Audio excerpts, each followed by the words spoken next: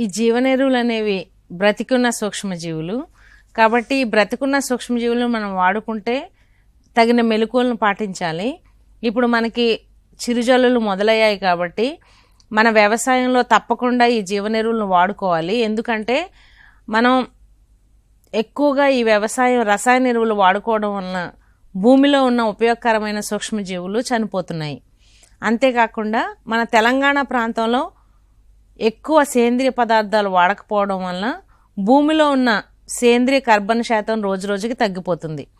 కాబట్టి రైతు సోదరులు ఈ బ్రతికి ఉండి ఉపయోగకరమైన సూక్ష్మజీవులను ఎరువులుగా వాడుకున్నట్లయితే మనం భూమిలో ఉన్న వివిధ రకాలైన నత్రజని, భాస్వరం, అలాగే పొటాషియం, వివిధ సూక్ష్మ పోషకాలైన జింకు, మెగ్నీషియం, బోరాన్ మొక్కలకు అందుబాటులోకి తీసుకుని వచ్చి మొక్క యొక్క పెరుగుదలకు తోడ్పడి దానివలన మొక్క యొక్క ఉత్పాదకత పెంచుకోవడానికి కారణమవుతాయి.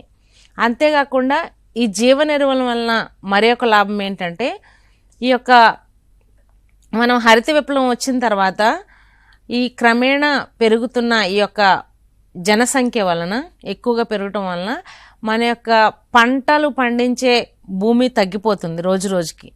కాబట్టి తక్కువ పొలాల్లో ఎక్కువ ఆదాయం పెంచుకోవాలన్నమాట. రైతు సోదరులు ఏం చేస్తున్నారంటే 120 నుంచి 150% వరకు ఓన్లీ రసాయన ఎరువులు వాడడం వలన ఏంటంటే మనకి భూముల్లో కొంచెం సమస్యాత్మకంగా అయ్యి మనం వేసిన 100% వేసిన నత్రజని ఎరువులు కానీ భాస్వర ఎరువులు కానీ మొక్క ఎక్కువగా ఉపయోగించుకోలేకపోతుంది.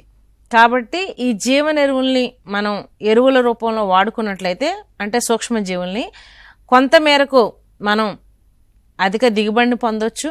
అలాగే రైతు స్థాయిలో ఖర్చును కూడా తగ్గించుకోవచ్చు.